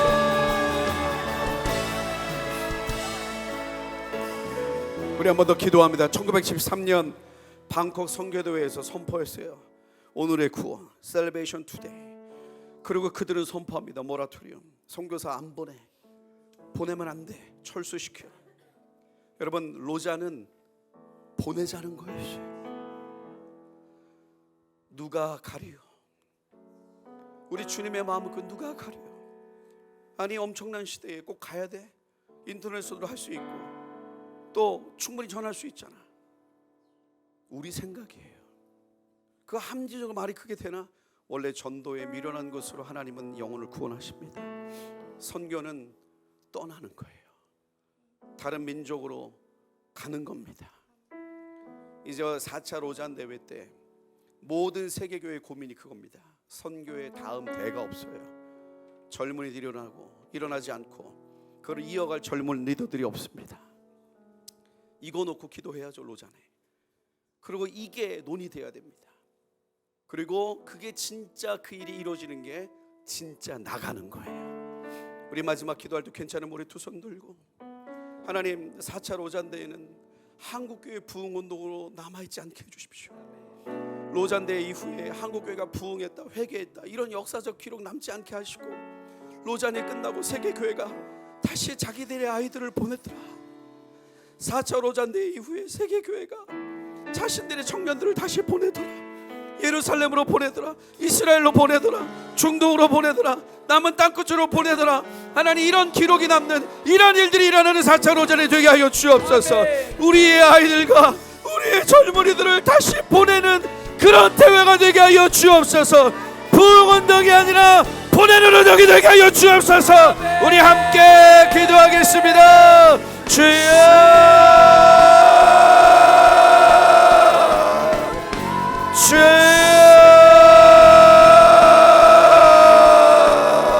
하나님, 우리의 아이들을, 젊은이들을 보내는 운동이 되기를 원합니다.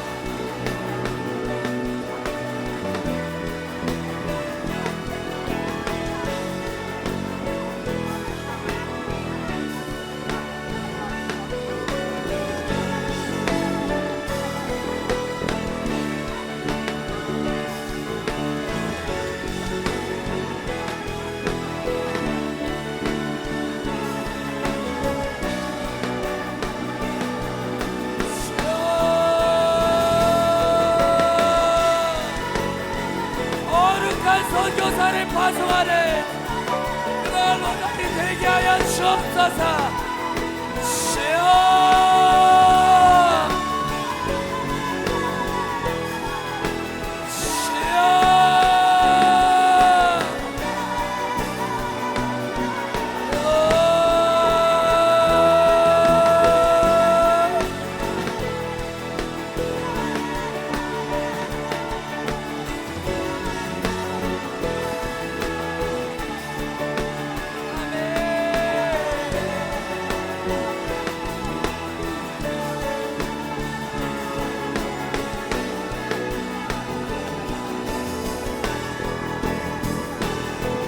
믿음나요 그 위에 서리라.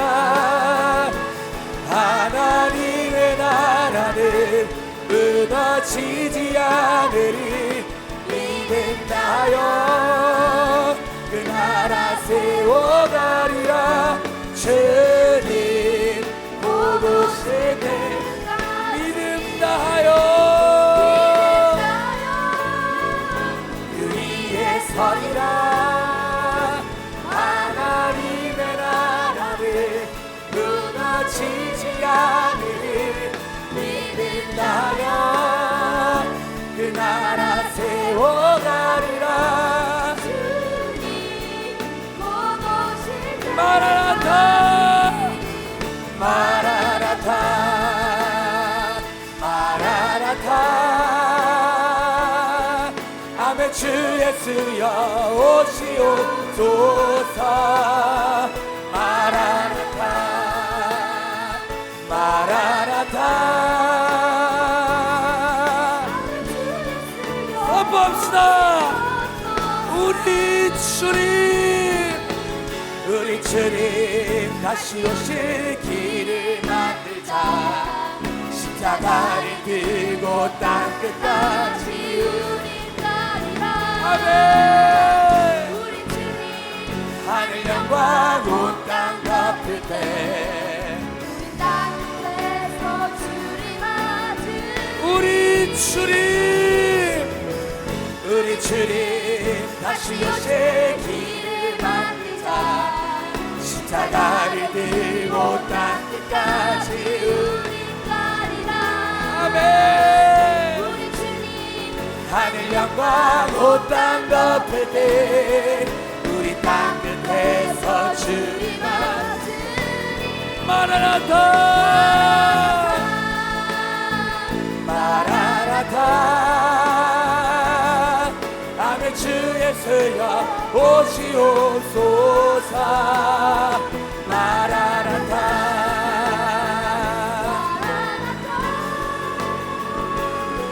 아멘. 주 예수여 마라나타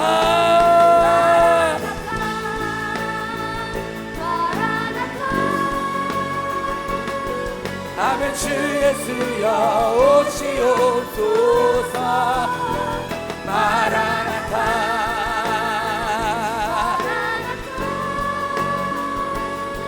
아멘. 주 예수여 마라나타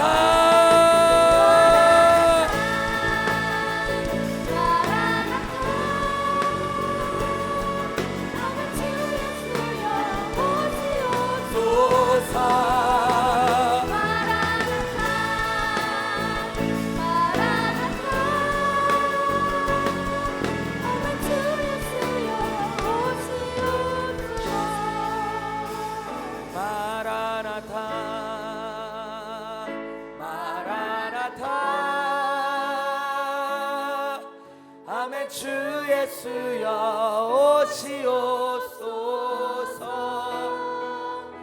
마라나타 마라나타. 아멘. 주 예수여 오시옵소서. 아멘. 주 예수여 아멘. 주 예수여 오시옵소서. 아멘. 주 예수여 오시옵소서.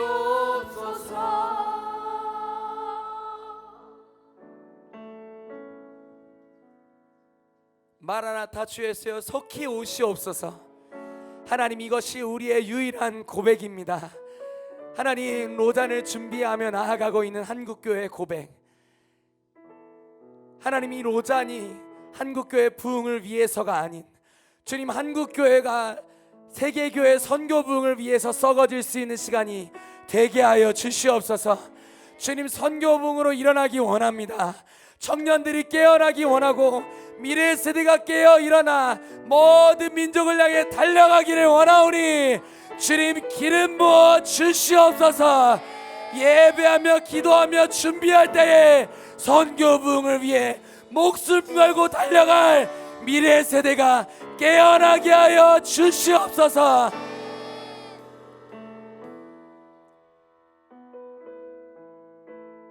주님, 우리가 하나님께서 가장 기뻐하시는 고백을 드리기를 원합니다. 주님, 우리가 원하는 고백이 아닌 우리 주님께서 가장 기뻐 받으셨던 모든 민족에게 복음이 증거되는 하나님 그 역사를 원하오니 주님, 그 역사를 위하여 우리를 사용하여 주시옵소서. 우리의 상황과 환경이 어떻게 되든지, 한국교회의 상황과 환경이 어떻게 되든지 우리가 이것을 바라보는 것이 아니라 오직 하나님 나라의 완성을 위해 달려갈 수 있도록 주님, 우리를 사용하여 주시옵소서. 그렇게 우리를 통하여, 로잔을 통하여 우리 주님의 다시 오실 길을 완성하실 우리 주님을 찬양합니다. 마라나타 주 예수여 속히 오시옵소서. 속히 오실 예수 그리스도의 이름으로 함께 기도합니다. 아멘.